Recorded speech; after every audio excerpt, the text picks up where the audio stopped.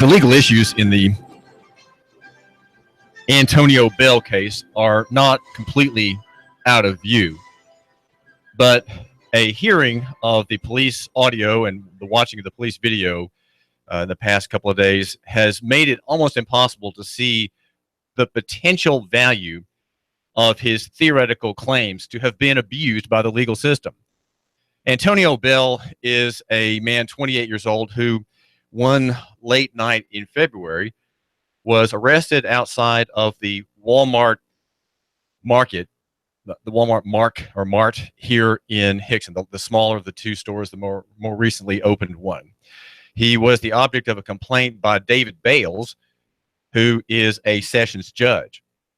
Now, we don't have a lot of details about what happened in that conversation other than Antonio Bale's account of it, and he says it was an entirely innocent, innocuous, and harmless conversation, either asking for money or asking for a ride.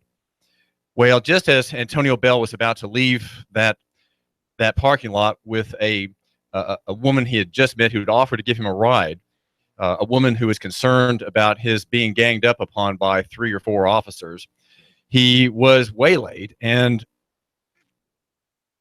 then he was arrested and charged. I'm not sure exactly how the involvement of David Bales accelerated this case against this man, but once a certain thing had been said to him, once one line had come out of a police officer's mouth, a line threatening him with abuse, this defendant, this arrestee, sort of lost it. He lost it, and if you want to hear what he said, you'll have to go to Nooganomics.com, because much of what came out of his mouth is not quotable and not repeatable here. You're going to have to go to Nooganomics.com to see just how vile and prolonged and angry and bitter and unrefined this screed was. A long, almost uninterrupted volcano of abuse. And the hero of the story is an officer, Joseph Ketron. He has his audio and video running for the hour in which Antonio Bale is in the back of his car. And it is a remarkable feat for this officer to completely ignore the abuse that Antonio Bale gives to him.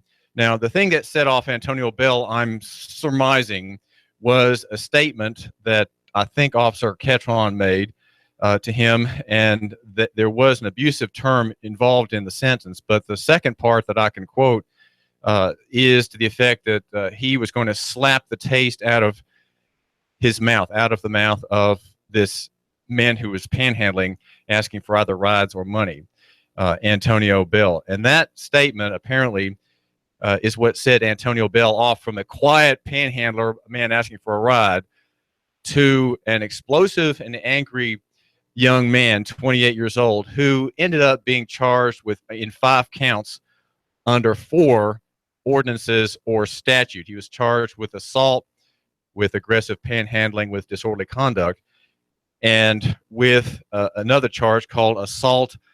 It was called retaliation against judge or officer.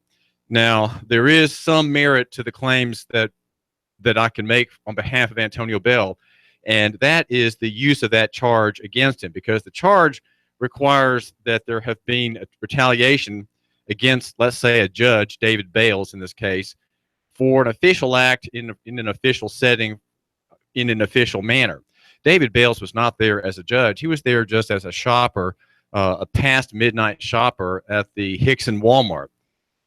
And yet the charge was made by the district attorney, by the police officers, to accuse Antonio Bale of retaliation.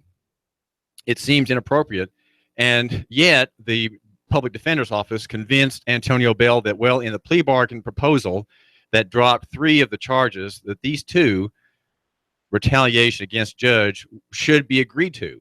And that is what Antonio Bale did. He plea bargained and was in jail in Silverdale from February 12 roughly through this morning. He was being released just now as we were here at Nooga Radio. He went through the processing. Takes about an hour. He was released at 8 o'clock, according to the jail superintendent who spoke to me about this matter. And it takes about an hour to get processed out of the Silverdale facility. And so just now he is there at the curb, either with a family member coming to get him. He has a sister in Chattanooga, lives on Brighton Lane here in the Hickson area, or a bus ticket in hand to take him somewhere. And that is the situation for Antonio Bale. Now, the story is the story of his plea bargain, in a way, moots all the questions about the legality of the charges and the police custom of stacking charges to make something stick. That is a very, I would say, it's a very pernicious habit, and it's wrong. And yet the power of the state is used, I would say, carelessly against defendants. Often these are sort of street crime, street type, disorderly conduct oriented defendants, and the charges are stacked up, and the force is intimidating. And here the defendant, you might say in a way the victim of the process, pleads guilty to two charges that he didn't understand, that are irrelevant, charges under a statute which the public defender asked me to cite for him because he didn't know. He didn't remember or didn't know the citation, so I had to tell him what the statute was for retaliation against officer or judge. And a charge which simply doesn't apply to this fact case at all, because David Bales, the complainant, was not in official capacity and was not doing anything officially.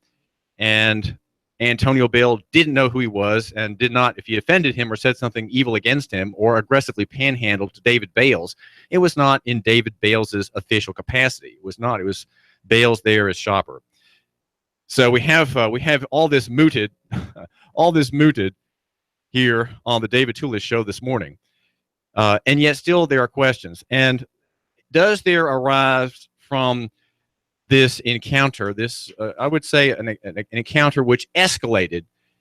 Is there a hero in this story, of what a story that initially shaped up to be of police abuse against a quiet, innocent black man? That was the story that shaped itself, even and the narrative strengthened itself on the basis of an affidavit by an eyewitness, Tara York Melvin, who saw much of what happened, and whose account of this arrest suggests that somehow it was causeless, that there was not this explosive barrage that finally came from the mouth of Antonio Bale.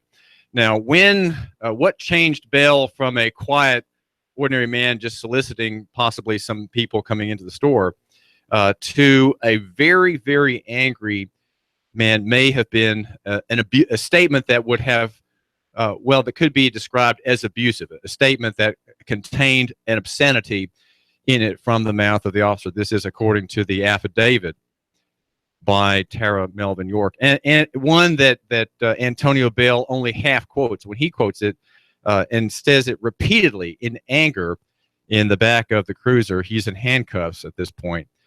He keeps repeating what the officer told him, that the officer was going to smack the taste out of his mouth.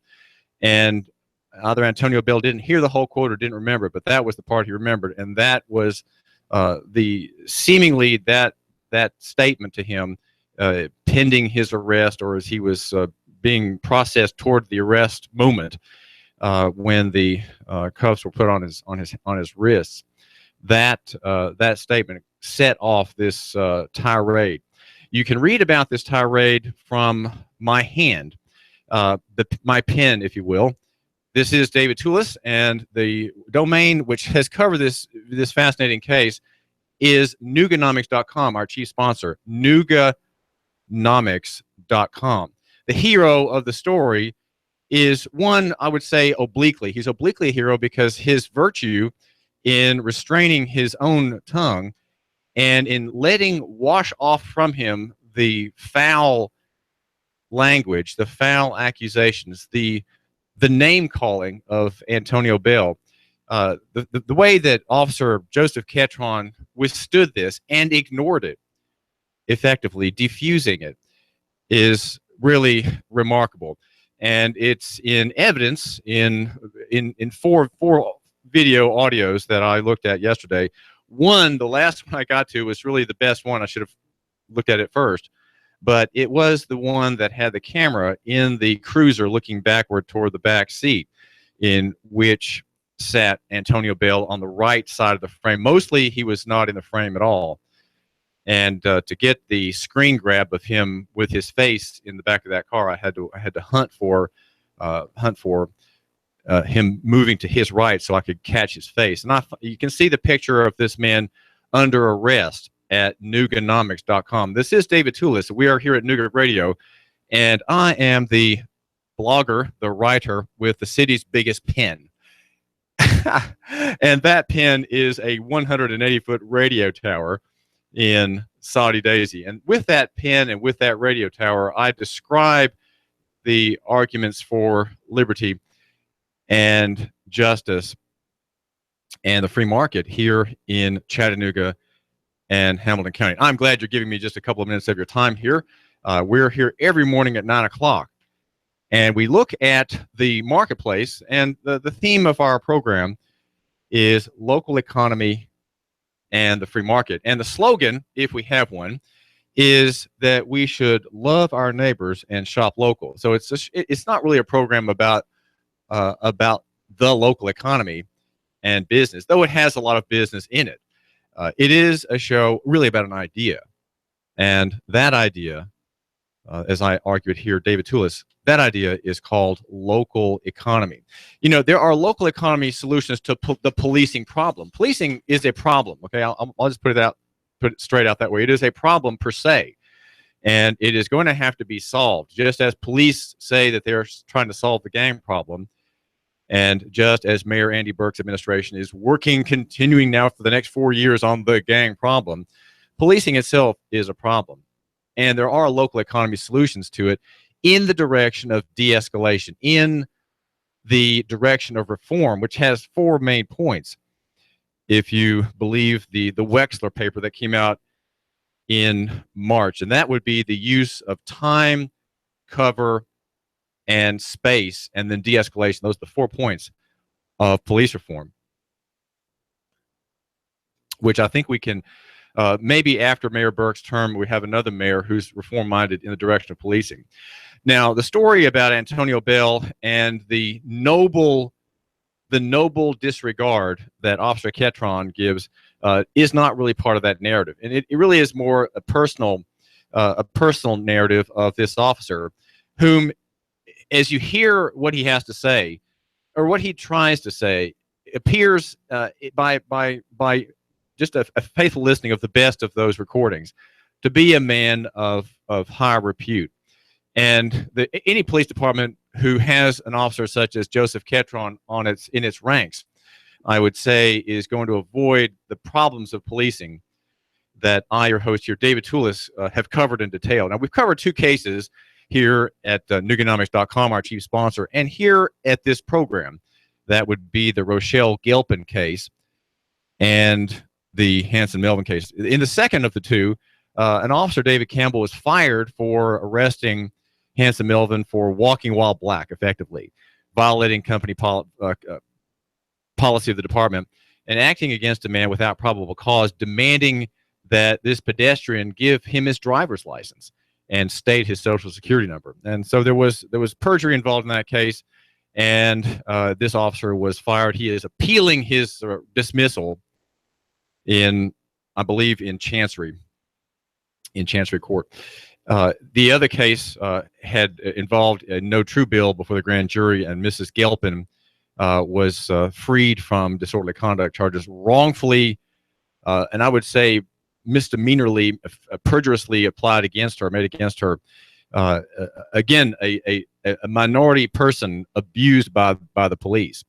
Now, that is a kind of overarching narrative, and the Antonio Bale story doesn't fit that pattern. It doesn't fit that pattern because we have here a man who, while he may have been charged in bad faith under a statute that didn't apply to his facts, nonetheless, he agreed to that thanks to the state.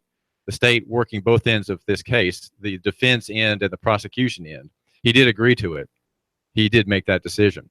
And then we have the whole arrest process, an hour-long video that is about 80 megabytes, and I don't think it's worth my putting online. I don't think that that it's worth doing, partly because it is so vile. It is so vile, and the language that comes out of this man's mouth, this defendant's mouth, against Officer Ketron is simply not to be repeated. And even though it is real TV, you could say, it is not.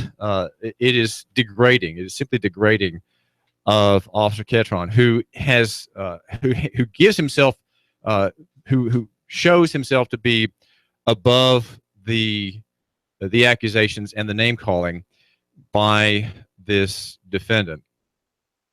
And at one point, if you read the story at Nooganomics.com, you can there's even you actually get a sense of the person of this officer, and I'm trying to find the quote at Nooganomics.com here, and it's not coming to him, but he does try to make some kind of conversation with this man who really refuses to let him speak. Almost any time that Officer Ketron tries to say something in the way of light conversation, light banter on the way to the jail, this defendant just erupts to prevent himself from hearing what the officer says. He tries to lighten the mood, asking how tall Mr. Bale is and where he works out. Don't worry about it. Do your job. And then I won't say it's the word for female dog is what we hear from the mouth of Antonio Bale. I'm doing my job, the officer says resignedly. Blank, do your job, blank, do your job, blank. And Mr. Bale keeps interrupting any effort of this officer to speak, suggesting that he's ready to fight the officer right then and right there if it weren't for his gun and his badge. And it's very possible that that kind of language is what brought the assault charge against this man, because assault is the threat of physical violence. Of course, assault and battery is when, let's say it would be against you, my listener, when someone says, I'm going to break your nose, and then takes a swing at you and hits you on the side of the jaw. Okay, so the hitting is the battery, and the assault is the threat of physical injury. So Antonio Bale is very likely, as a result of his tirade, his screed, is guilty of assault in what is presented there. I argue for trial. I argue that men should be put on trial, that the people in the petit jury should be able to evaluate all charges against defendants. But with the system we have, makes trials a rarity. Probably 1% or 2% of actual cases go to trial, where the prosecutor has to do his work. He doesn't just throw charges around, where the facts have to be presented, and the people get to review the law. I mean, every time there's a trial, the people review the law and often reject the law and reject particular applications of it. This case is not going to be reviewed by the people, and so it is again, shortcuts the constitutional process. And because we don't have trials, the police are enforcing laws left and right, charging people left and right. And if everybody demanded a trial, the system would collapse at its current rate of accusations. The prosecution would has no motivation to cut back on prosecutions, and police have no motivation to cut back on charging people as agents of the state. And so we have a mill. We have a plea bargain mill, and I would say overall abusive law enforcement. Law enforcement is a political act. It is a training mechanism of the state as against, you might say, low-class working people. Those are the people mostly under the gun of policing. People such as Antonio Bale, definitely low class and definitely economically lower class as well. Apparently, a homeless man who is here living with his sister temporarily. Her address is what he gives or gave as his address. David Judge David Bales, no further word on him. I could not get comments from him about this case. Neither Chief Fletcher, and efforts to reach Officer Ketron yesterday did not bring any fruit today. So we have been trying to get comments about this case. The officer, Joseph Ketron, coming off heroically and nobly and grandly in face of a vile attack, a continuing attack for about an hour from the back seat of his cruiser. And Joseph Ketron, a noble character in this misbegotten story of the arrest of Antonio Bale, who is today free, just now leaving Silverdale. This is David Tulis. Hot News Talk 1240. AM 1240 Nooga Radio News. Russell Stroud reporting. 12 law enforcement agencies in the Chattanooga area have arrested 54 people, 17 of them gang members, and 6 of them wanted on federal charges. One of the arrested includes Jacob Coyne, who is on the TBI's top 10 most wanted list just this week. Nearly every local law enforcement agency was involved in this operation, along with agencies like the ATF and the DEA. Sharon K. Wynn has been arrested in Saudi Daisy after police say she embezzled $60,000 from a child care program. After an audit of the Daisy Elementary child care program, there were found to be $60,000 missing. They managed to track the loss to Sharon Wynn after an investigation, who turned herself in. Durham School Services is in trouble again. A lawsuit in the circuit court says that a driver for a Durham School Services bus crossed over into opposing lanes and hit another vehicle. The driver of the opposing car says that he was badly injured when his car was hit by the school bus, and now he's suing the driver, Edith Crutcher, along with Durham School Services. If it's going on in the Tennessee Valley, it's going on Nooga Radio News. You give us 12 minutes and 40 seconds, we'll give you Chattanooga and the world. News Talk 1240. I have the best steak selection in town. The name of the business is Don's Meat Shop, and I'm Donnie Raines. Just ask for Donnie. I make over 20 different types of sausages. Most of them are great for grilling. We have the best selection, best quality. We have the hard-to-find items. Don's Meat Shop. Are you a plumber looking to improve your career? Ray's Plumbing is looking for you. If you can pass a drug test, have a driver's license, are experienced, and are hardworking, call Ray, 421-6341, 421-6341, 421-6341.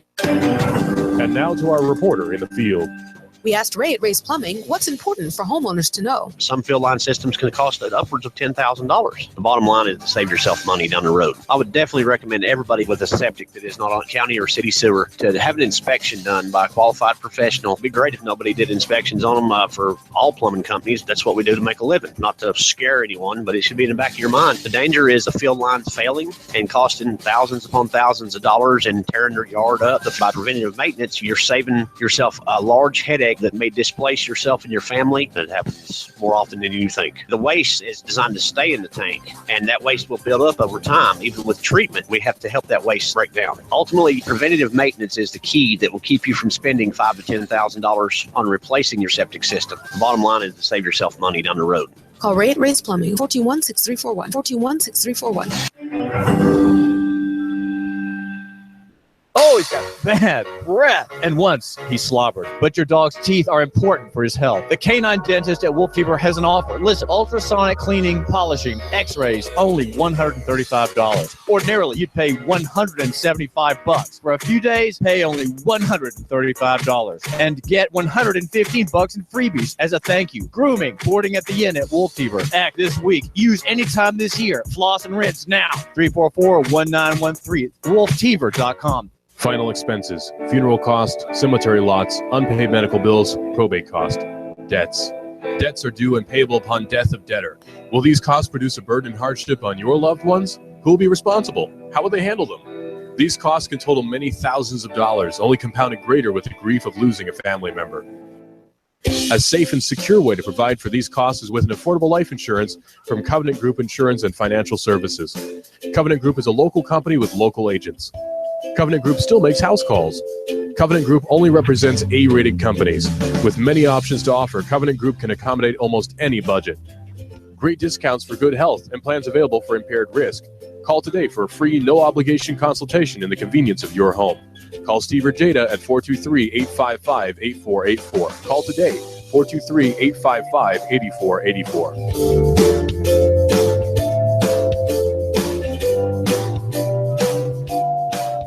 Need a tiller to get things going for the spring? Spiff up your porch, maybe your deck? Come on by and get a pressure washer at Action Rental. Family in town, need some tables and chairs for an event? Come on by and see us. Action Rental. This is Dan at Action Rental on Lee Highway. Come by and see me. Action Rentals. Amigos Mexican Restaurant in Hickson, featuring our NASCAR Natty Light for only $2.25 all day during the Sprint Cup race. That's right, all day during the race. Enjoy a cool, crisp, refreshing brew. Natty Light, just $2.25. Also choose from a wide variety of other beverages on tap or in the bottle. Amigos, between Hobby Lobby and Staples in Hickson. Amigos Mexican Restaurant, a real homemade taste of Mexico. And Natty Light for only $2.25 during the Sprint Cup race. A festive atmosphere, great service and prices, a fantastic taste. Always fresh, never frozen. Stay cool, quench your thirst at happy hour, 9 to 3 today and every day, featuring huge drink specials at Amigos. Take the table next to mine. We'll enjoy the Sprint Cup race on huge flat screen TVs with friends and family. See you here at the Cantina. Amigos. 69 more clouds are rolling for your Friday. After this cold start, highs later on a little milder around 60 with a spotty late shower tonight. Areas of rain and thunderstorms will march in, especially overnight, lows near 50. For Saturday, gradually drying out, breezy, mild highs, upper 60s, lots of sun Sunday. When you've had a morning, for just $1, let Taco Bell make you breakfast. Like the $1 grilled breakfast burritos with fluffy eggs and your choice of bacon, sausage, or potatoes at your neighborhood Taco Bell. And I'm Sports 12 Chief Meteorologist Patrick Orr on AM 1240 Hot News Talk Radio. You give us 12 minutes and 40 seconds, we'll give you Chattanooga and the world. News Talk 1240.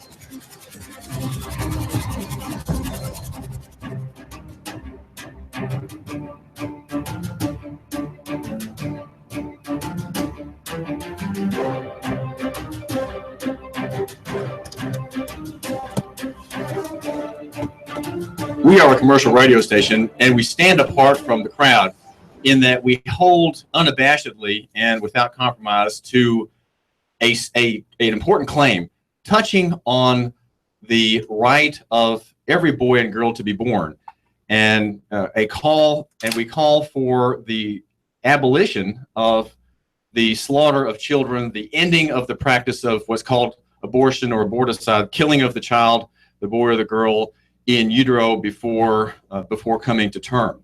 This is David Tulis, and I don't make bones about that argument, and the fact that our state has not rejected the Roe v. Wade opinion, that our sheriffs and our governors and commissioners and city council people don't care about the unborn and withstand the claims of Roe v. Wade back in 1973. The fact that we haven't done that means that we have lost tens and tens of thousands of children, boys and girls, by murder, effectively, by lawless killing allowed to transpire in hospitals and in clinics such as Chattanooga Women's Clinic, which closed in 1993 after strong pro-life efforts, having claimed the lives of 30,000 children. Now, there are people alive today who were to have been destroyed by the scalpel and equipment of the abortionists. One of them is Melissa Ohden. She is a married woman. She has 2 young children, 2.5 years old and 8.5 years old. She and her husband Ryan have these 2, and she lives in Kansas City. And it was in 1977 that in a hospital in Sioux City, she was to have been slain. She was to have been destroyed. And in God's good providence for you and for me here, who are going to hear what she has to say, and for her, she survived. Melissa, tell us what happened in that hospital in Sioux City, Iowa in 1977.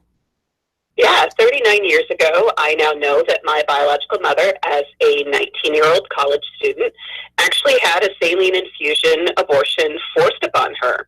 It was my own grandmother, who was a prominent nurse in that community, who had a great working relationship with the local abortionist, who forced it upon her.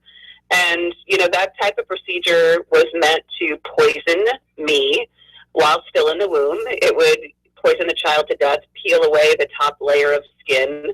And after the child's life was snuffed out, then premature labor would be induced with the intent of that deceased child being delivered. In my own circumstances, we actually know through my medical records that I soaked in that toxic salt solution for 5 days, even longer than what was intended. They just kept trying time after time to induce my birth mother's labor. And, I often joke I was pretty stubborn. I was not going anywhere. And, all kidding aside, that toxic salt solution, the greater the likelihood would be that my life was ended. But lo and behold, on the 5th day, they succeeded.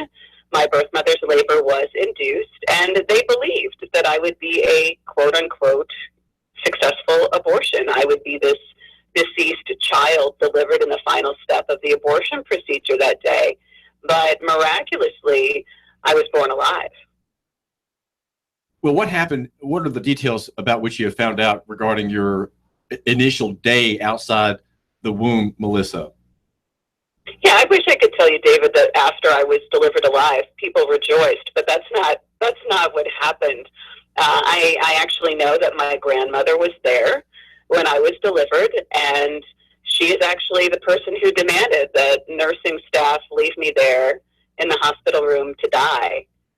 And, as hard as it is, I think, for people to wrap their head around how a grandmother could do that, I always like to point out, people are making life and death decisions about lives like mine every single day.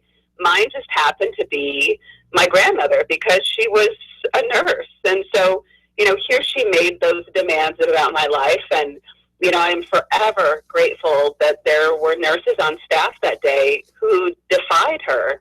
I now know that actually one of the nurses rushed me from the hospital room to the NICU, believing that if somehow other people found out that the abortion had failed and that I lived, that they could provide me the medical care that I needed to sustain my life. And so ultimately, that nurse did just that, rushed me to the NICU. Medical care was started, and, people would never guess by looking at me today that I should have been poisoned to death in the womb, that I was, initially left to die, and that when I first survived, the prognosis for my life was very poor. Did the nurse who took you to the NICU, as you call it, did she had a working relationship with your grandmother who was a nurse in the same hospital? Is that what you're saying? They did.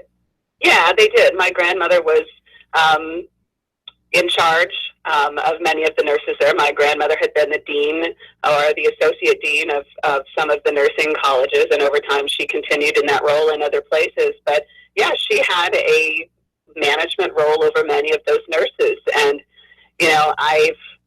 I've learned over the years, and I'm not afraid to talk about it, but my grandmother was one of those people that you did not defy her orders. Was there ever a rapprochement with you, Melissa Ohden, and your grandmother, or did she die without there having been any kind of reaching of an understanding with you? My grandmother passed away a number of years ago, and even though we never communicated personally, I did pass along some letters to that side of the family, and I can only hope that my grandmother realizes that no matter what decision she made about my life, I don't hate her. That's part of the message that I share with the world. My life is one about forgiveness and loving the people who have harmed you. And, I truly believe that she had to have been a victim at some point in her life to make the kind of decisions that she did. How many children would you estimate have been born alive since 1973 when Roe v. Wade effectively destroyed all state statutes that defended the lives of the unborn, Melissa?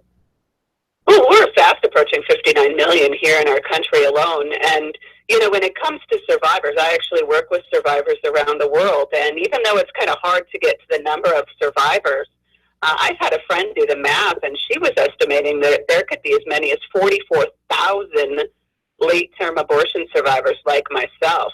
I've personally had contact with 210. What typically affects the lives of these people who have survived abortion? What kind of disabilities do they have? What are their problems, Melissa? Yeah, everybody's experience is a little bit different. I'm one of those handful of people who have suffered no long-term physical consequences. I received a clean bill of health by the time I was about 5 years old.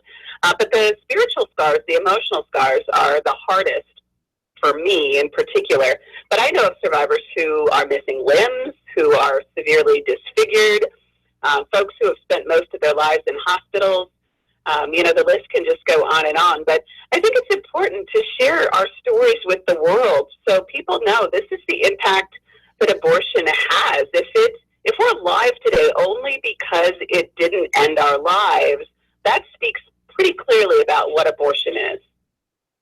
So the listener of this of our conversation should hear what is the main message that he should hear in what you're saying, especially in light of a coming event this 28th of the month in Nashville. There's a Tennessee Right to Life event, and you are a luncheon speaker, Melissa Ohden. What should my listener? What are some of the main? What's another of the main points that he should be getting from your story? Well, I want people to understand that abortion affects all of our lives. I think far too often we hear people say, "Well, it's none of my business," but it is your business. If we've lost 59 million lives in our country, how many hundreds of millions of lives have been forever impacted? So it is everybody's business, and it does impact us all. But, when we think about legislation, that's also an important piece because, unfortunately, we live in a culture that doesn't embrace respecting life from the moment of conception until natural death. And so it's important to have legislation that protects lives like mine. Now, what do you do in your work as the overseer of Abortion Survivors Network? Tell us about your a month in your life, Melissa, involved in that labor. Yeah, it's an interesting life that I lead. People sometimes recognize me from videos. I've testified before Congress a couple of times. I go wherever I am led to shed light on this subject. But, a lot of the work that I do really is behind the scenes. So with the Abortion Survivors Network, a lot of the work that I do is simply connecting survivors with one another, finding them appropriate counseling resources and support in their community, helping them to share their story if that's something they're interested in. Most survivors will never speak publicly in the manner that I do, but it is cathartic for many survivors to just share their story, maybe even anonymously. So those are some things that we're always working on. What has been your conviction about the providence of God in rescuing some people like you, but allowing or ordaining the deaths of countless others who do not survive the efforts to destroy them? That's such an interesting question, David. I'm the first person to admit I questioned God over the years and said, why me, right? Why me when tens of millions of children have not been as lucky? And my simple answer is that I am no different than the rest of those children who lost their lives. The only difference that I can see is that I had a lot of people in my life who said, yes, Lord, we see what is happening here. We're going to intervene in this child's life. It started when that nurse rushed me from the hospital room, and then the next person in the NICU started praying over me and providing me medical care. And then it was my adoptive parents who started to love me when I was still in the hospital, and those doctors and nurses who cared for me. The list goes on and on. So truly, I just believe that a lot of people were obedient, and that makes a huge difference in people's lives. You were adopted at a very, very, very early in your infancy. Tell about your life with your adopted family and the discovery that you were your birth mother had intended to destroy you. Yeah, I grew up knowing I was adopted. I'm from the Midwest. I grew up in Iowa. I lived a very simple life. It was a very faith-filled life. And we talked very openly about adoption. I have an older sister who's also adopted. But what we didn't talk about was the backstory to my adoption. And so I actually didn't find out that I was a survivor until I was 14. And really the only reason why I found out then is because my older sister faced an unplanned pregnancy as a high school student. And even though we were raised in a home with very clear beliefs about life, my sister was contemplating every option, and that included an abortion. And so when our parents found out that she was pregnant, they felt like they were being called to tell her the story about my survival. And so they did that. And it made a huge difference. She choosing life for her son. She parented him and had other children. But that's ultimately how I found out, because my sister couldn't keep things a secret from me. And as much as I can kind of laugh about it now, it was certainly not a laughing matter when I found out the story of my survival. So the idea, getting back to my question about God's providence, what does my listener need to hear about God's providence in your case? You didn't really get to the answer. Oh, yeah. Well, God say more about that. Absolutely orchestrated my survival. You know what? There is no medical reason why anybody like me exists. The doctors have pored over my medical files. My records clearly reflect the abortion that I survived. So certainly, God spared my life, and God continued to, unfold events in my life to make his purpose for me clear. So, that's truly why I speak out on behalf of children and their mothers and fathers, because God has continued to show me that this is the purpose and the plan for me. There are some people who write about law and politics and the nature of government who call for abolition. These are very uncompromising folk. I mentioned, for example, Matt Truella, who has written in detail about the concept of the doctrine of the lesser magistrate, where, say, sheriff's department, sheriffs, and even governors interpose themselves between a lawless decree or lawless act or opinion and the people they serve. Before God, they serve them, and so Matt Truella has written at least one book, a couple books now, on this doctrine of the lesser magistrate, and he and others call for abolition.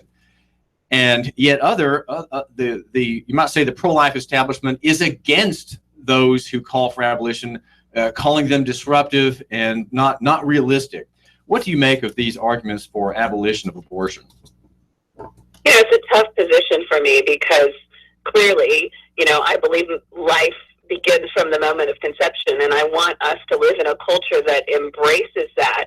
And I'm not an expert when it comes to the law, but what I do see in my work is that, by and large, state after state, people are trying to pass personhood legislation declaring that life begins at conception, and they're not succeeding in letting it even pass committee. It just happened in Iowa recently. I think it might have happened here just recently in Missouri. And it's unfortunate, right? We know the truth about life, but from a legislative standpoint, it's not succeeding in many places.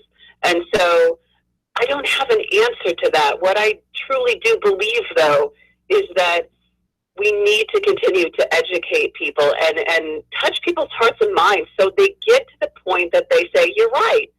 I understand that life begins at conception, and we have to start doing something now. So for me, it truly is about creating a culture of life that accepts and respects what we know to be true.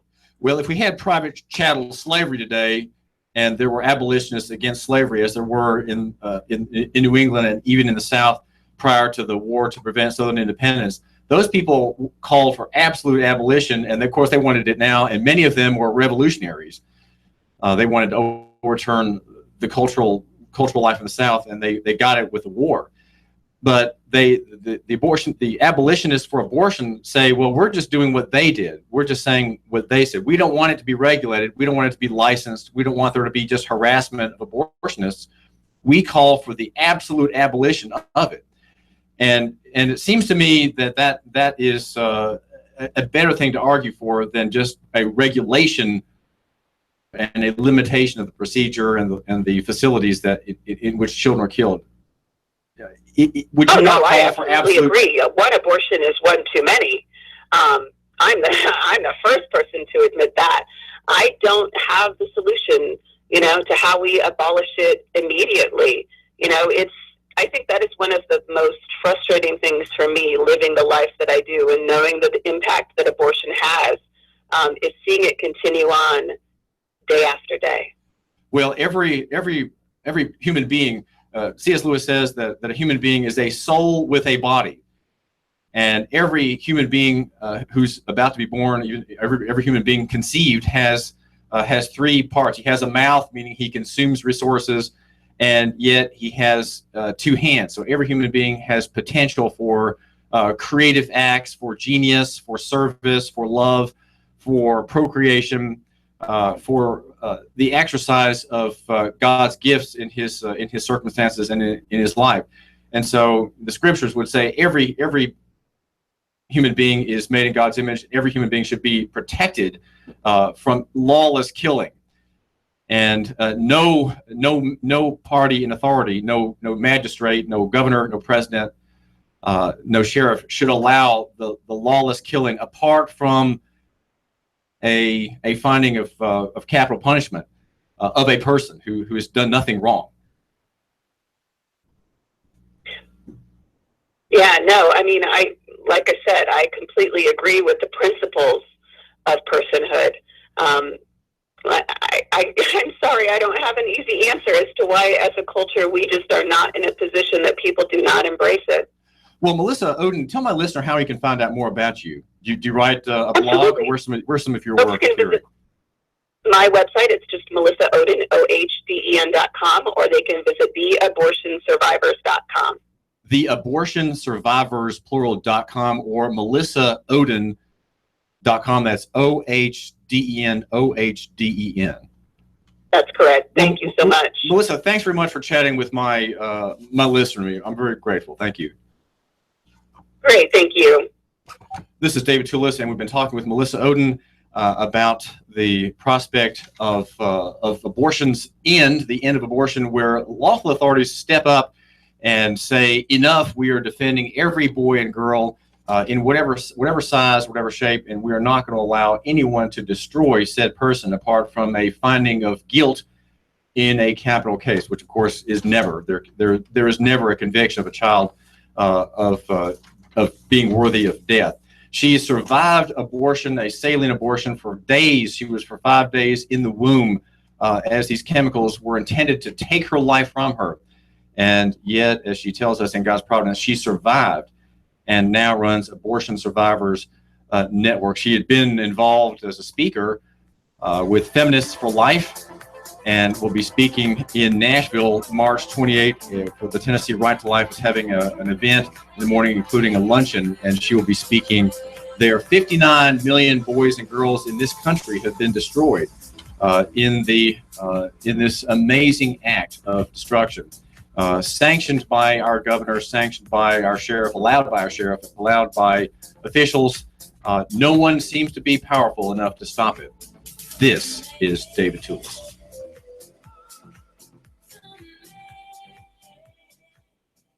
Hot News Talk 1240.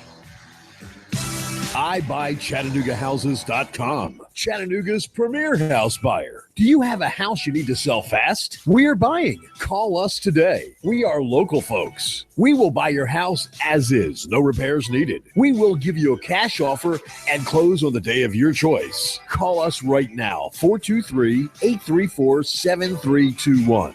Need to sell a house fast? We are buying. Are you experiencing one of these situations? Inherited a house you have no need for? Behind on your property taxes? Nightmare tenants making your life miserable? Too many repairs needed and don't have a desire to fix? Behind on payments and facing foreclosure? Recently divorced and need a way out of the house? Never really wanted to be a landlord and just want to cash out?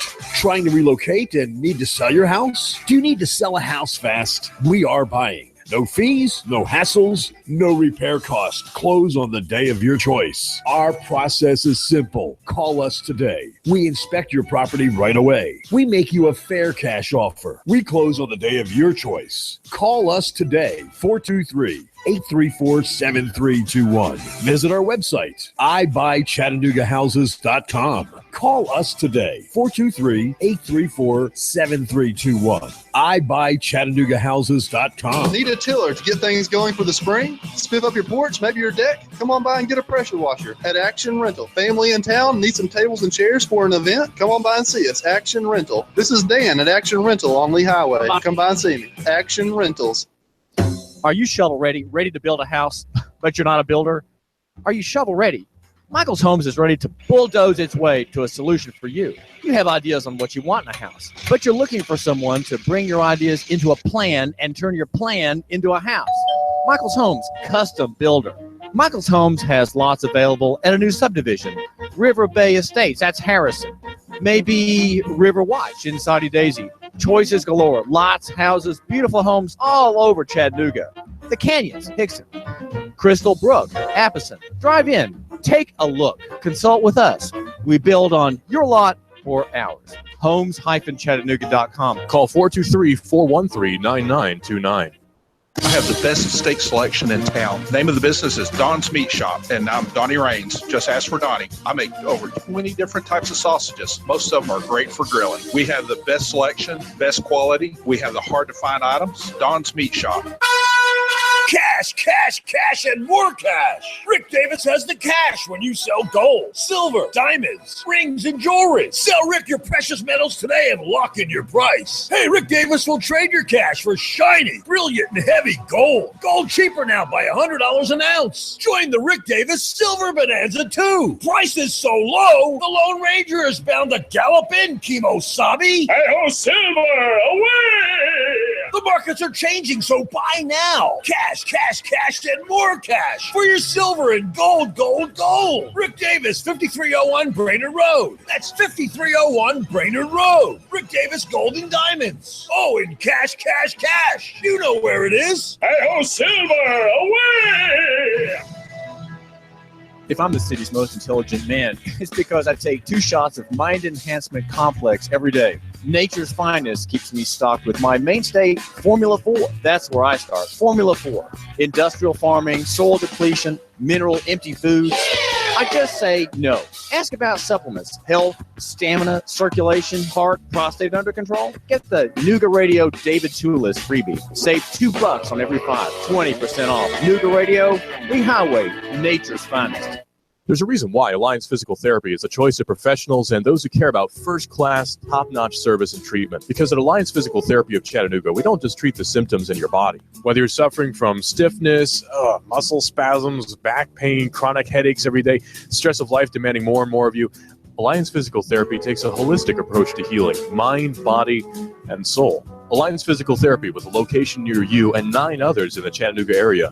If you don't have a doctor or if your physician's plan for chronic pain is not working, Alliance Physical Therapy will help. Visit Alliance Physical Therapy on the web at nopainpt.com. That's nopainpt.com. Alliance Physical Therapy.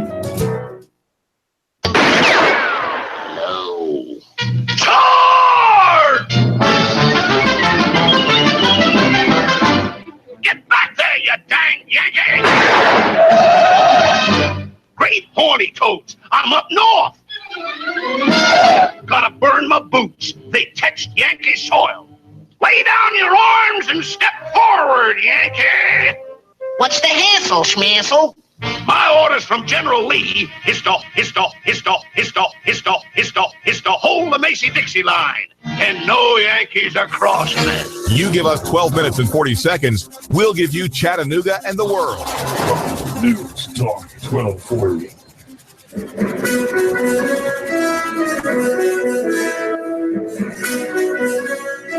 AM 1240 Nooga Radio News. Russell Stroud reporting. 12 law enforcement agencies in the Chattanooga area have arrested 54 people, 17 of them gang members, and 6 of them wanted on federal charges. One of the arrested includes Jacob Coyne, who is on the TBI's top 10 most wanted list just this week. Nearly every local law enforcement agency was involved in this operation, along with agencies like the ATF and the DEA. Sharon K. Wynn has been arrested in Saudi Daisy after police say she embezzled $60,000 from a child care program. After an audit of the Daisy Elementary child care program, there were found to be $60,000 missing. They managed to track the loss. You give us 12 minutes and 40 seconds, we'll give you Chattanooga and the world. WSDT Saudi Daisy, Chattanooga. CBS News, I'm Frank Sedapani. President Trump, in a Twitter message a short time ago, said North Korea is behaving very badly and China has done little to get its ally in line. Earlier, Secretary of State Tillerson in Seoul, South Korea, warned that military action would be an option if North Korea continues working on nuclear weapons and missiles. The policy of strategic patience has ended. We're exploring a new range of diplomatic, security, and economic measures. All options are on the table. The threat of a North Korean attack is being taken seriously in Japan. As loudspeakers broadcast a warning, about 60 senior citizens walked briskly to a community center in the coastal city of Oga, northern Japan. About 40 children also evacuated to their school gym as part of the drill. This resident told state broadcaster NHK, "We are worried about evacuating in time before the missile hits. That's why we need to practice." Lucy Kraft, CBS News, Tokyo. The White House has apologized for accusing a British spy agency of spying on President Trump during the campaign. CBS's Stephen Portnoy has that. On Fox News, reading from several pages of news reports to show why the president believes he was wiretapped, spokesman Sean Spicer quoted Fox News commentator Andrew Napolitano. The former New Jersey judge alleged President Obama asked the British to wiretap Donald Trump. He used GCHQ. What is that? It's the initials for the British Intelligence Spying Agency. In a statement, GCHQ calls the allegation utterly ridiculous. An aide to Prime Minister Theresa May says officials here promise the notion won't be repeated. Trade Stephen and the future Portnoy, of CBS News, the White House. Trade and the future of NATO will be among the talking points when President Trump welcomes German Chancellor Angela Merkel to the White House about an hour from now. Analyst Derek Chollet says the two leaders could not be more different. Whereas Trump is flamboyant and shoots from the hip, she is very reserved, very calculating, very strategic. He runs hot, she runs cold. Health Secretary Tom Price of medical doctors on Capitol Hill to give the endangered Republican health care plan some first aid. Congresswoman Kathy McMorris Rogers believes recalcitrant Republicans will come along in the end. We are on track. We're on track to bring this bill to the Rules Committee early next week and onto the floor next week. Some Republicans also have reservations about the budget cuts President Trump wants. CBS's Nancy Cordes tells us one of those cuts would take away $200 million New York City could use to fight terrorism. The New York City police commissioner tweeted last night, entire counterterrorism apparatus in the nation's top terror target.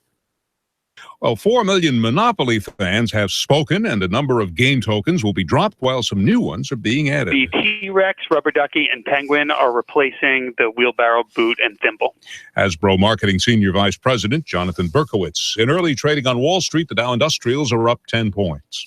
This is CBS News. The good news? Our business is growing. The bad news? We have to hire again. The searching. Oh, where do we look? What if we hire the wrong person? Actually, we could use ZipRecruiter. ZipRecruiter? ZipRecruiter makes hiring fast and easy.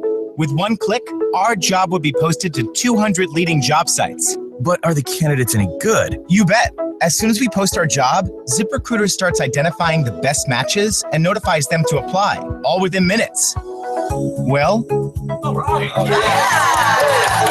whether you're looking to fill one position or 20, find the best candidates fast with ZipRecruiter. Find out why ZipRecruiter has been used by hundreds of thousands of businesses in a variety of industries nationwide. Right now, you can try ZipRecruiter for free. Just go to ZipRecruiter.com/talk. That's ZipRecruiter.com/talk. ZipRecruiter.com/talk. A popular TV service is changing the way it gets feedback. CBS's Jim Shenevy has the story. Netflix is overhauling how users can rate the shows they watch over the streaming service. Instead of being able to give a program 1 to 5 stars, soon you'll only be able to give a thumbs up or thumbs down. Netflix says it's all about streamlining the reviews, and it hopes the change will result in more feedback. But it may also be a reaction to complaints from comedian Amy Schumer. She accuses alt-right trolls of conspiring to flood her latest Netflix special with 1-star reviews. The change in the rating service goes into effect next month. Jim Shenevy, CBS News. Blues harmonica great James Cotton has died. Cotton backed up Muddy Waters and other blues stars, but also carved out a career as a solo performer and won a Grammy Award in 1996. Cotton died of pneumonia. He was 81. Frank Sedapani, CBS. You give us 12 minutes and 40 seconds. Are you paying We'll give you Chattanooga. 8:40 Nooga Radio News. Russell Stroud reporting. 12 law enforcement agencies in the Chattanooga area have arrested 54 people, 17 of them gang members, and 6 of them wanted on federal charges. One of the arrested includes Jacob Coyne, who is on the TBI's top 10 most wanted list just this week. Nearly every local law enforcement agency was involved in this operation, along with agencies like the ATF and the DEA. Sharon K. Wynn has been arrested in Saudi Daisy after police say she embezzled $60,000 from a child care program. After an audit of the Daisy Elementary child care welfare program. They were found to be $60,000 missing. They managed to track the loss to Sharon Wynn after an investigation, who turned herself in. Durham School Services is in trouble again. A lawsuit in the circuit court says that a driver for a Durham School Services bus crossed over into opposing lanes and hit another vehicle. The driver of the opposing car says that he was badly injured when his car was hit by the school bus, and now he's suing the driver, Edith Crutcher, along with Durham School Services. If it's going on in the Tennessee Valley, it's going on Nooga Radio News. You give us 12 minutes and 40 seconds, we'll give you Chattanooga and the world. News Talk 1240. 6 times more clouds will roll in for your Friday. After this cold start, highs later on a little milder around 60 with a spotty late shower tonight. Areas of rain and thunderstorms will march in, especially overnight, lows near 50. For Saturday, gradually drying out, breezy, mild highs, upper 60s, lots of sun Sunday. When you've had a morning, for just $1, let Taco Bell make you breakfast. Like the $1 grilled breakfast burritos with fluffy eggs and your choice of bacon, sausage, or potatoes at your neighborhood Taco Bell. And I'm Swarsheen 12 Chief Meteorologist Patrick Hoare on AM 1240 Hot News Talk Radio. Live from Chattanooga, Tennessee, it's David Tulis.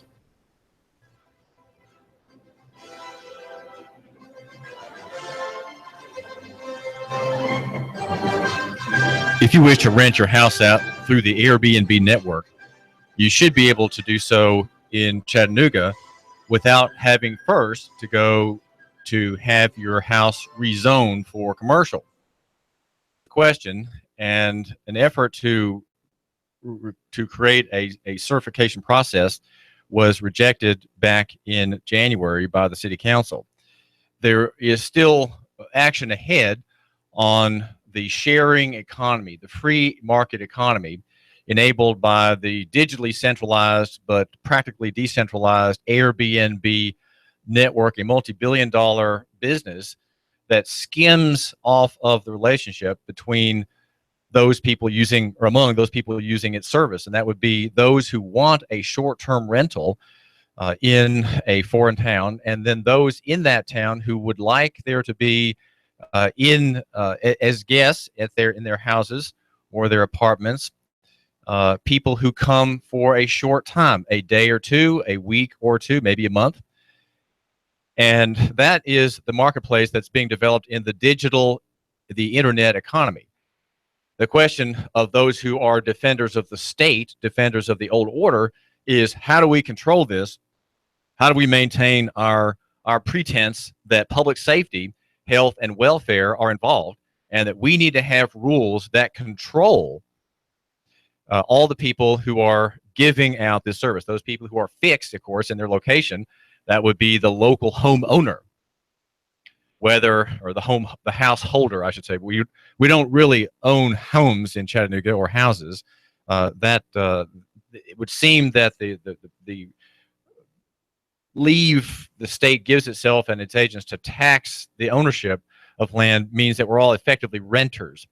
No one has an allodial title to land or to a house. I think that we could get back to having that if people would actually pay for lots and property with actual payment in specie, but no one pays in specie, which is to say silver anymore. All payments are in Federal Reserve dollar denomination payments in bills or in digital payments.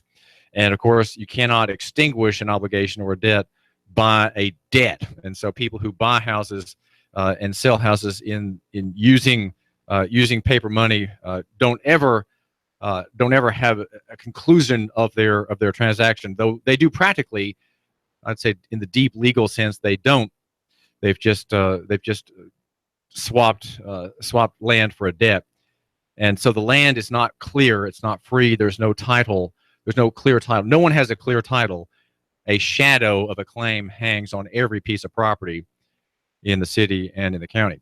Now, if you have land and so you're a householder, well, let's just say for practical purposes that you're the homeowner, can you generate a revenue stream on that property? Most people own houses to live in, and they understand that their house is an investment. But people don't look at their houses as investments. They don't look at them in terms of buying and selling. They live there, and so if they get ready to move, they'll put it on the market and hope for a profit. though they don't live there for the purpose of having a property to sell. There are a few people who do. And then, of course, there are those in the real estate business. They buy and sell houses and repair them and improve their value and make a profit. They're the house flipping industry, if you will, that was all the rage prior to the collapse in 08, where the money was just pouring in, new credit was pouring in. And now, of course, we have something of that again with the effect of free money from suppressed rates of interest. The rate of interest in the federal funds rate run by the central bank was raised a tittle this week, but that's not going to be enough to soak up the excess capital, the excess credit that has been sloshing ever higher in the world economy since the meltdown. Now, if you have a house and you want to put it to use and generate a revenue stream from it, you are thinking ahead. You are doing a good thing. You are providing a service. The people who come, say, for several days to Chattanooga, they want to visit the aquarium. They would like to see Rock City, maybe Ruby Falls. They would enjoy some time eating out on the riverfront, looking at the great sharks and the wonderful eels and stingrays in the aquarium, and maybe taking a duck tour, maybe taking a dining tour out on the river. That would be a lovely stay. They would rather not stay in an institutional setting, in a commercial setting, which would be a hotel downtown, let's say, but rather would like to live in a house belonging to someone, a house that has its own character. And they're dealing not with a merchant, but with a homeowner, a real local person who might actually want to talk to them and hear more about them and exchange pleasantries and news. And there are many advantages to not being strictly in commerce. Are houses put into the Airbnb network or the network of rival platforms, are they in commerce? And are they, or should they be, we could perhaps ask, should they be subject to regulation, subject to the claims of strangers, which is what regulation is. Regulation almost always done for a pretended benefit, a pretended care for the health, welfare, and morals of the people. Look at the city code. It has a lot to say about public morality. That's why the city can suppress houses of prostitution. It can suppress the sale of adult materials and have other interests in public morals. Again, public morals would be those which uphold marriage, that uphold the security of children and what children see and hear about. Those are all things that are in the purview of state power. You could call it the police power. Now, is the renting of a home outside of this scheme of power, outside the pretended interest of health, safety, and welfare, is that something that we should look forward to? The answer is yes. And should these transactions be subject to regulation? Well, this is David Tulis, and I would like to ask you right quick, what do you think our answer would be, if I haven't already clued you in here in this past minute? Well, the answer should be that there is no need for rules at all. There is no need for any certification process. There's no need for in the current standing is to get a rezoning into commercial. And the reason that's difficult and there would be opposition is if I wanted to have an Airbnb relationship with potentially hundreds of visitors or dozens of visitors in Chattanooga in a given year, do I have to have my house rezoned for apartments? Now, that's where the problem comes in. The neighbors are going to say, well, no, we don't want this house zoned for apartments because we're afraid of having a lower level of neighbor. Right now, we have a neighbor who owns that property, and we'd much rather have him than have him get rezoning, tear his house down, put a duplex or a building in there where he rents out to 4, 5, 6 families. Those families are not likely to be as high caliber as he. So we really will object, and we'll fight the zoning commission recommendation, and we will fight the city council vote on the yay or the final yay or nay before the city council. And that's what happens with rezoning. It always is. It goes before the planning commission, which makes a recommendation, and the final say-so is given to your representatives on the city corporation, the city council. Should we have to rezone to be Airbnb? Well, no. And so what's happening right now is that people are outside the framework, and one could say it's illegal. Now, I would say it's not really illegal, and that the thing that's illegal is zoning per se. But zoning has not been challenged in court as unconstitutional, and so it is presumed to be customary. It's presumed to be lawful, though I would suggest a dedicated plaintiff or defendant could show that it is a form of lawlessness by the state and the state's agents through counties and through municipal corporations. It is because it's an infringement upon the right of property, and it should not be tolerated. But it has gone for decades without challenge, as many other customs in law and customs in state practice have not been challenged as overreaching. So let's just assume here that we have this lawful arrangements where homeowners who are part of Airbnb have not gone into rezoning, and yet seem to be outside the scope of their zoning in their neighborhood. It's zoned residential, and there they are selling their house for use by the night to visitors in town who are avoiding the high cost of hotel, even the high cost of taxation. Strangers pay very high tax. They pay about 30% tax coming here, and that's also to be understood, right? The Lord Jesus, when discussing taxation, makes it very clear that you don't tax the son, you tax the alien, you tax the stranger, and the son is free. And so under that principle, hotel and motel taxes are biblical, whereas other types of taxes, income taxes and transaction taxes, we could say are outside the scope. The biblical form of taxation is called a capitation tax, and that would be a tax which is paid at the same dollar amount. If you had a dollar system, the same dollar amount by every person, every man, because he's breathing, because he enjoys the protection of the civil magistracy, the court. He pays a tax. In our day, it could be a tax of maybe $500 or $600 at the current paper money rate. But if you had that one tax, it would cover all the necessaries of the court. The court being in biblical jurisprudence the only real authority in society. There not being a need for a legislature. You have the law of God. There not being really a need for an executive, unless of course you have a king. Or a president, and you don't have military. You have a volunteer force.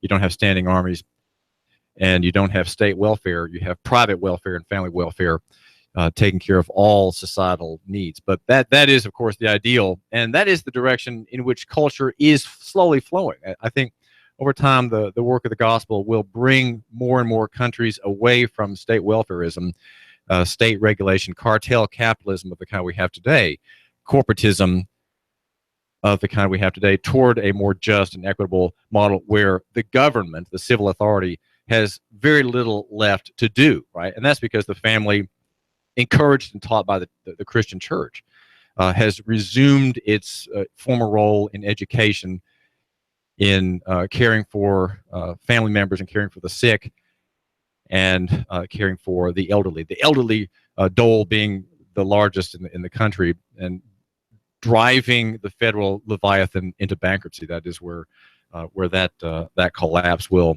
have a lot of pressure on Washington for its senior dole. Well, about Airbnb and the fight for the market, there is around the world more going on than we might imagine regarding the Airbnb and rival platforms. And the question is, of course, the right of property and the need for everyone to have another stream of income. This is something we've talked a lot about here on the David Tulis program. You, my listener, need to have a new business. And I say that you're employed, yes, but how secure is your employment? Do you know the field of your master? Do you know if his business is likely to prosper, or is he vulnerable? Around the world and around the country, there's conflict regarding Airbnb. And, for example, Moscow is freer right now than Chattanooga.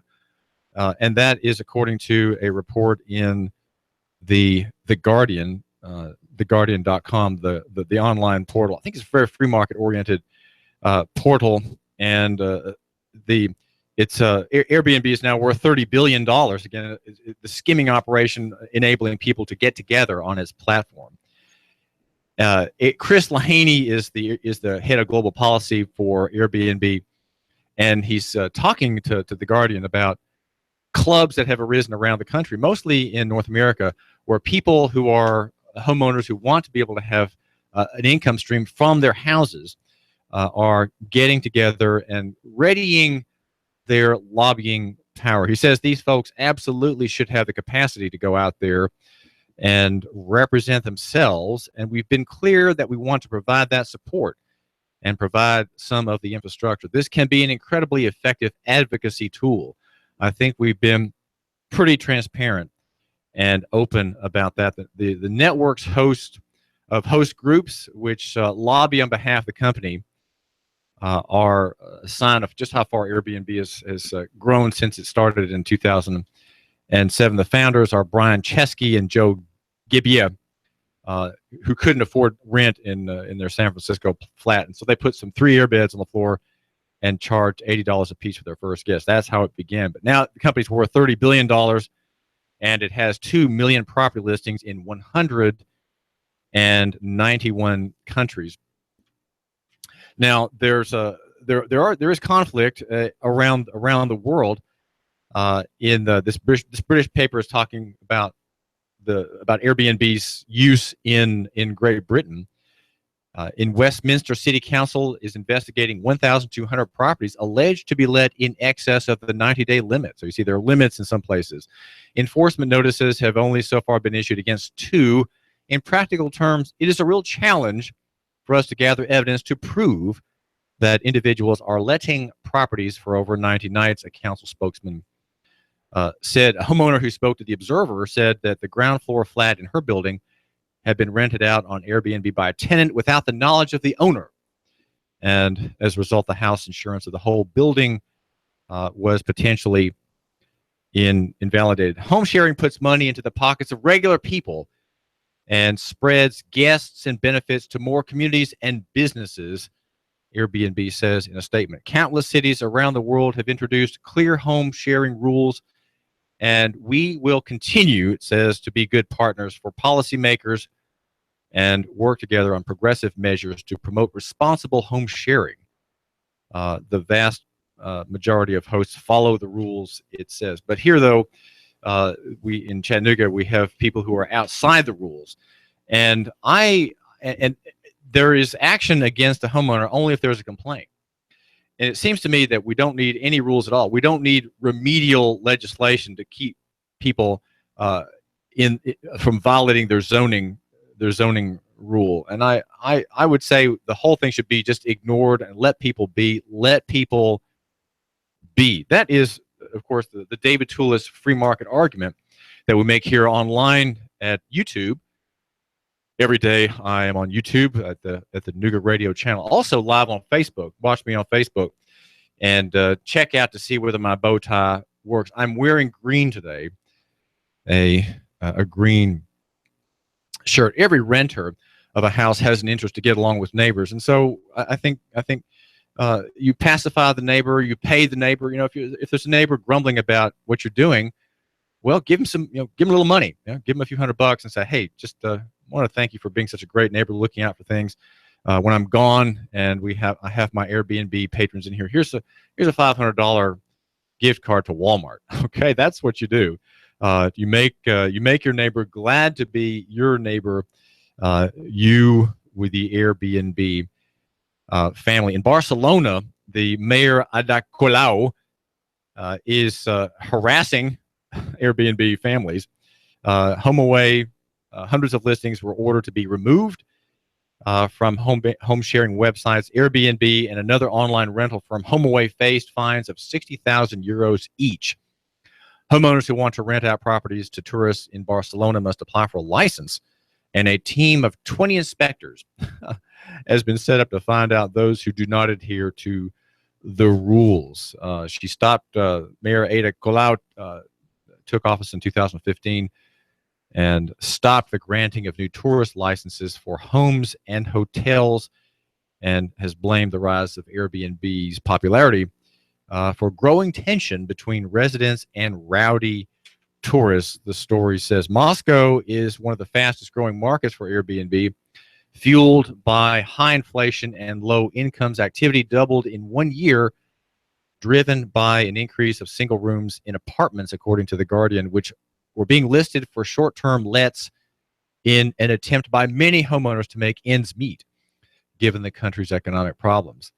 Moscow is one of the 10 most popular cities by bookings at Airbnb, and there's no sign of legislative regulation to restrict use of the service. Now, what we need to have, Chattanooga needs to follow Moscow. Okay, we need to follow Moscow and not consider regulation and intervention in the market. Let the market go. We who regulate, we are the old school. We run legacy systems with fixed capital structures, fixed business commercial structures, which are hotels and motels. And these bodies will continue to sap tax revenue for tourist promotion. That's much of that tax revenue from hotel guests goes to pay for. But we don't need to have an extension of that authority. There needs to be a retreat of authority by the state to control and regulate by coercion and compulsion. That authority needs to be pulled back. And so we need to not admire it. We need to not love it. We need to not hope for it and to yearn for it. We need rather, I suggest, to dread the exercise of this kind of authority, zoning authority, regulation authority, tax authority. Let's not look at that as a benefit, but rather as something which should be less and less used as we grow, hopefully, freer and freer. This is David Tulis. Hot News Talk 1240. AM 1240 Nooga Radio News. Russell Stroud reporting. 12 law enforcement agencies in the Chattanooga area have arrested 54 people, 17 of them gang members, and 6 of them wanted on federal charges. One of the arrested includes Jacob Coyne, who is on the TBI's top 10 most wanted list just this week. Nearly every local law enforcement agency was involved in this operation, along with agencies like the ATF and the DEA. Sharon K. Wynn has been arrested in Saudi Daisy after police say she embezzled $60,000 from a child care program. After an audit of the Daisy Elementary child care program, there were found to be $60,000 missing. They managed to track the loss to Sharon Wynn after an investigation, who turned herself in. Durham School Services is in trouble again. A lawsuit in the circuit court says that a driver for a Durham School Services bus crossed over into opposing lanes and hit another vehicle. The driver of the opposing car says that he was badly injured when his car was hit by the school bus, and now he's suing the driver, Edith Crutcher, along with Durham School Services. If it's going on in the Tennessee Valley, it's going on Nooga Radio News. You give us 12 minutes and 40 seconds, we'll give you Chattanooga and the world. News Talk 1240. I have the best steak selection in town. The name of the business is Don's Meat Shop, and I'm Donnie Raines. Just ask for Donnie. I make over 20 different types of sausages. Most of them are great for grilling. We have the best selection, best quality. We have the hard-to-find items. Don's Meat Shop. Are you a plumber looking to improve your career? Ray's Plumbing is looking for you. If you can pass a drug test, have a driver's license, are experienced, and are hardworking, call Ray, 421-6341. 421-6341. 421-6341. And now to our reporter in the field.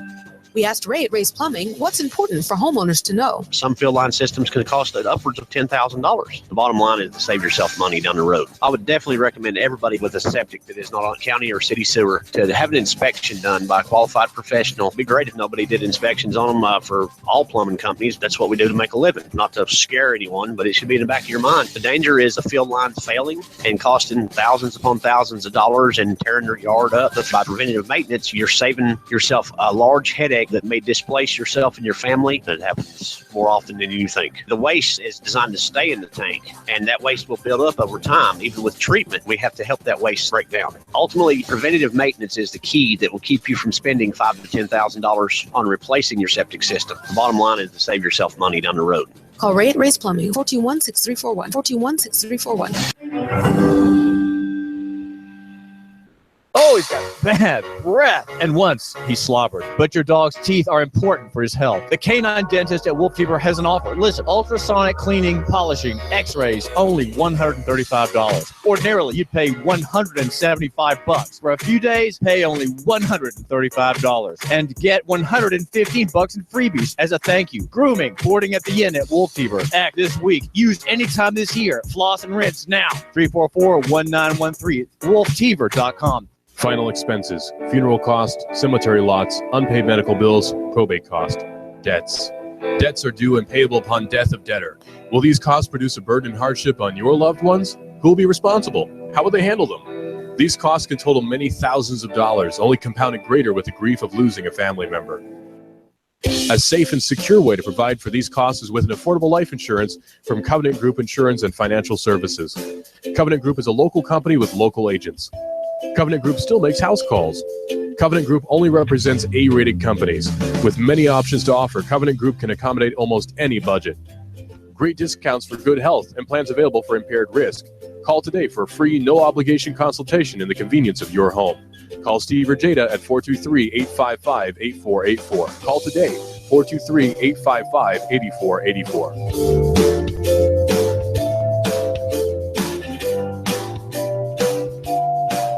Need a tiller to get things going for the spring? Spiff up your porch, maybe your deck? Come on by and get a pressure washer at Action Rental. Family in town? Need some tables and chairs for an event? Come on by and see us. Action Rental. This is Dan at Action Rental on Lee Highway. Come by and see me. Action Rentals.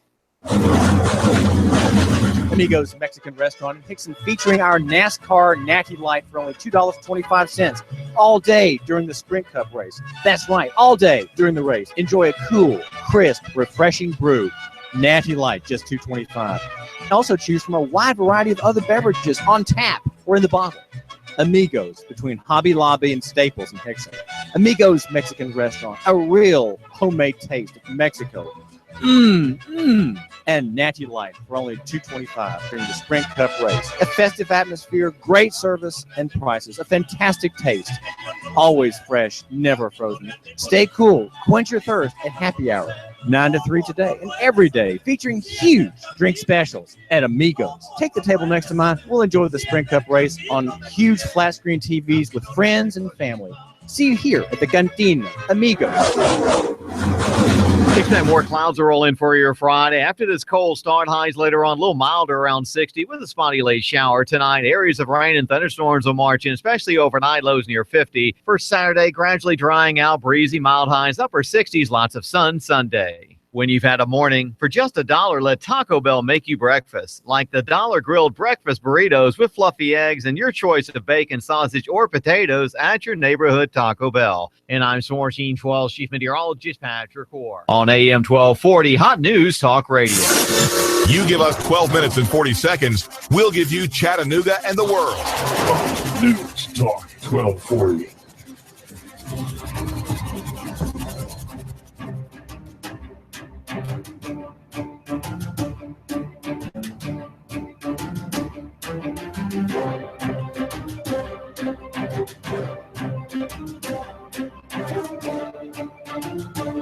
I'm looking at the TV3 website, and we're learning that in Nashville, the police department is asking for tens and tens of millions of dollars for body cams, which means that every encounter with a member of the public is a surveillance encounter. Every conversation, theoretically, is surveilled by the agents of the state in that city.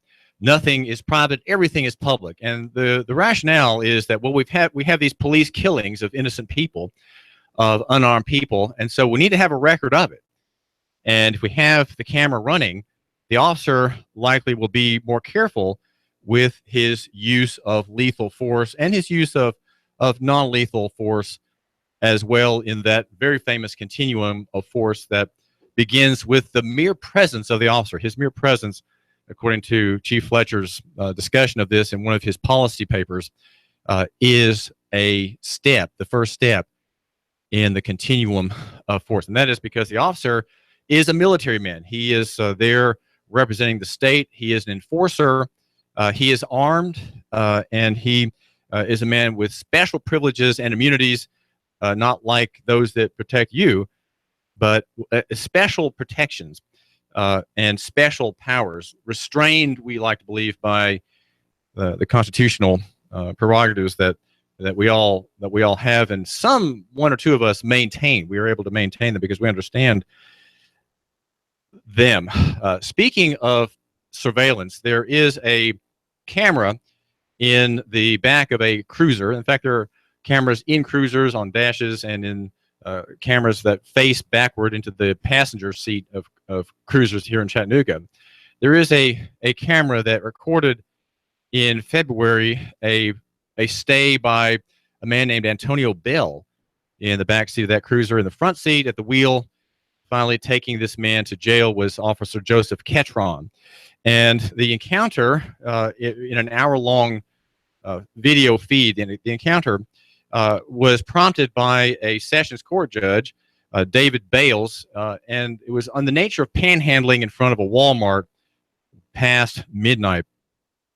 And Joseph Ketron, as we read this morning at Nooganomics.com, Joseph Ketron, the officer, acting with remarkable restraint, having this abuse from Antonio Bale, the defendant, 28 years old, just bounce off of him as if they were just pleasantries. And yet Mr. Bale called Mr. Ketron the crude name for a female dog probably 100 times in the course of that hour, as caught by the audio and video of that camera. Antonio Bale freed this morning at about 9 o'clock. He was freed at 8 o'clock, but as the superintendent of jails told me, well, it takes about an hour to get out. Once you're declared to be freed, there's a process of getting out.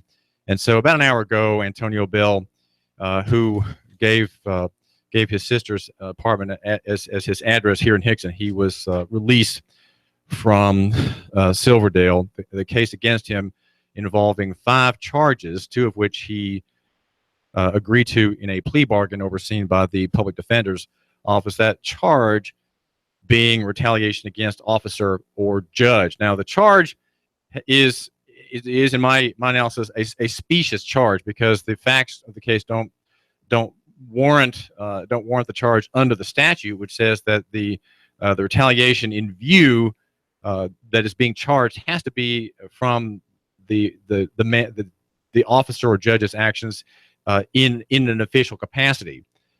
And it has to be retaliation for a past act. So those circumstances are not part of the story. And yet here we have the prosecutor and the police charging Antonio Bale with this charge, which seems specious. Now, I say that defending the defendant, and yet he pleaded to it. He pleaded to a charge that didn't apply to him. In the plea bargain mill that we have, we don't have courts that serve the public interest anymore. We have a private harassment system, if you will, where charges are stacked and defendants plead to something just to get out of their trouble, blighting their work records, blighting themselves, making it very difficult for them to get work later. And Bell agreed to 2 of these charges of retaliation against judge or officer, and he blew up. In his anger exploded when Officer Ketron or another officer made a statement that was overheard by a witness. And part of the statement I can't quote because it contains an obscenity. The second part is to the effect that I'm going to slap the taste out of your mouth. And that statement, that threat, so angered Mr. Bell that he raged for an hour just about into that camera with a torrent of abuse, repetitive bullying, racist, extraordinarily racist, and humiliating language, the most humiliating language that you could hear. And yet I forbore to hear it all.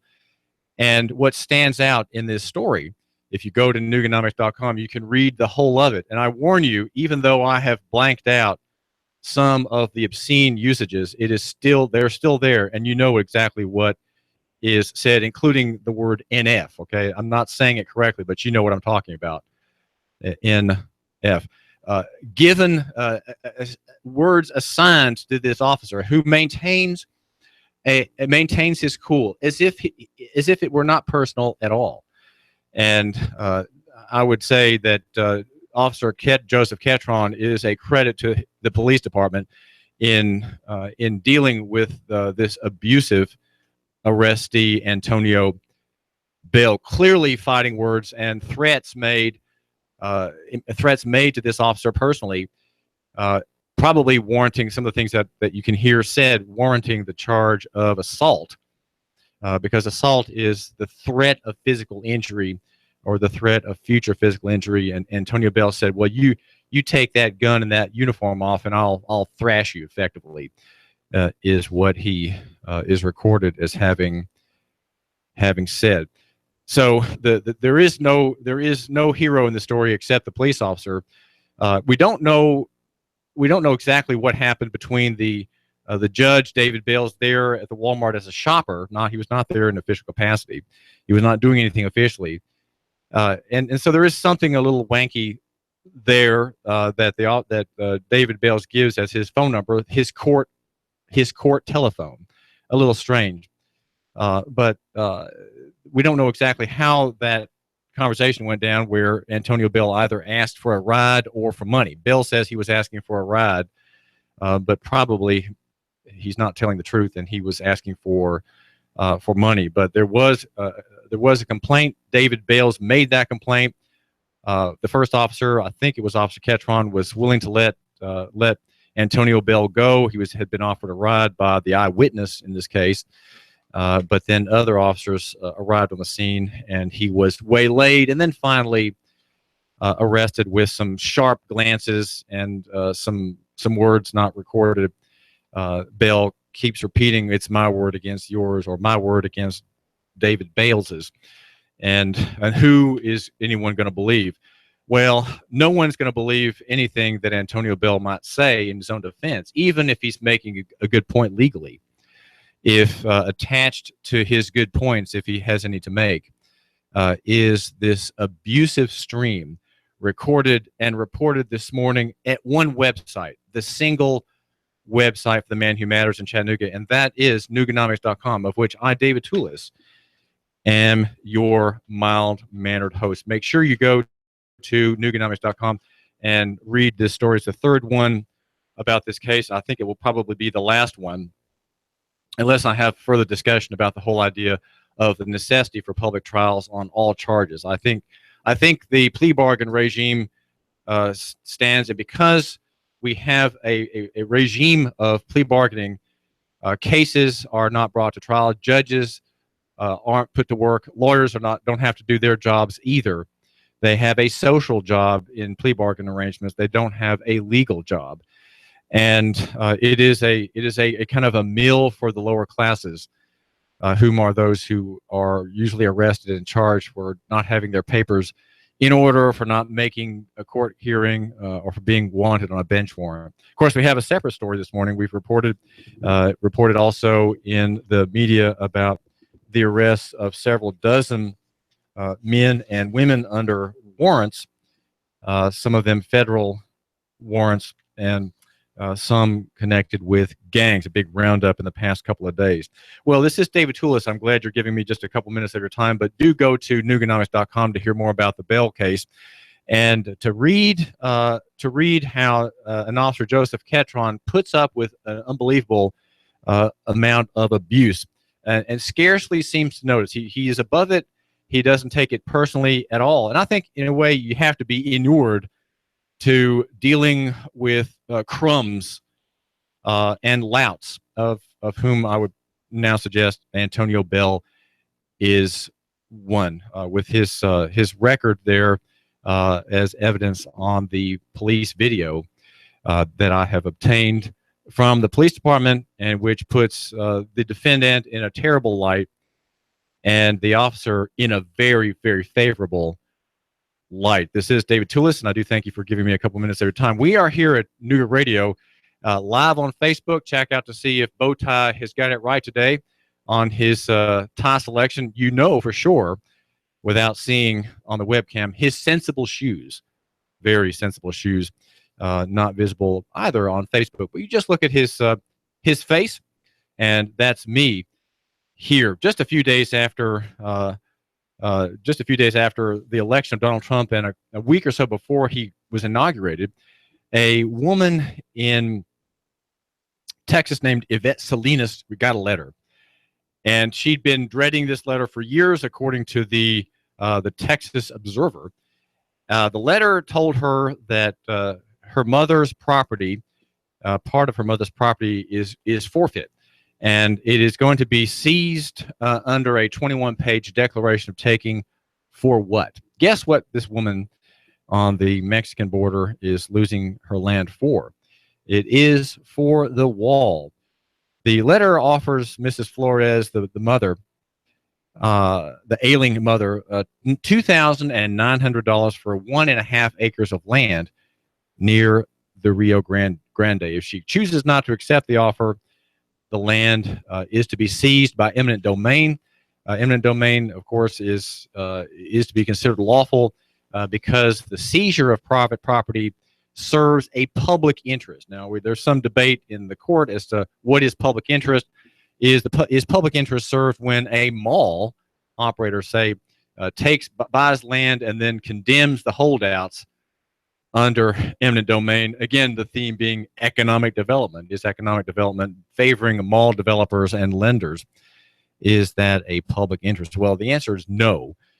But here there is a clear public interest in the idea of a wall to keep out people in the free movement of labor and souls across these imaginary lines, which are our borders. There's attached to this story a letter from the federal government, an official named Kenneth Magison, who is U.S. Attorney for the Southern District of Texas, and he signs it, and there's a signature from Leslie Delgado, the paralegal.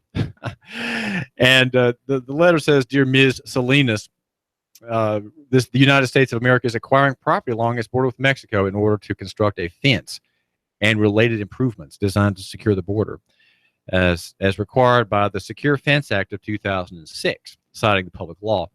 The purpose of this letter is to confer about the amount of just compensation in this case. The United States has estimated the value of the property taken to be $2,900. If you agree that this is the proper amount of just compensation for the taking of the entirety of tracts XYZ," there are a bunch of tracts mentioned here, "the United States requests that you review the enclosed proposed unsworn declaration. If you agree with the statements contained in the proposed unsworn declaration are factually accurate as to you, the United States requests that you print your name on the first line of paragraph 1, and then print the month and the day in which you are executing the declaration. And then C, sign where indicated, and print your name below the signature line where indicated. And then C, return the executed declaration to the undersigned by mail using the enclosed stamped addressed envelope on or before February 13th. That was just a few days ago, about a month ago. Also, if you would determine that you do not have an interest in the case, or if you will not make a claim for just compensation, in this case, we are enclosing a disclaimer for your consideration to be signed and returned to our office by mail using the enclosed stamped envelope. So there follows then a legal paper that says the property is hereby taken under and in accordance with the authorities set forth in Schedule A attached hereto and made part hereof. The public purpose for which said property is taken is set forth in Schedule B attached hereto hereof.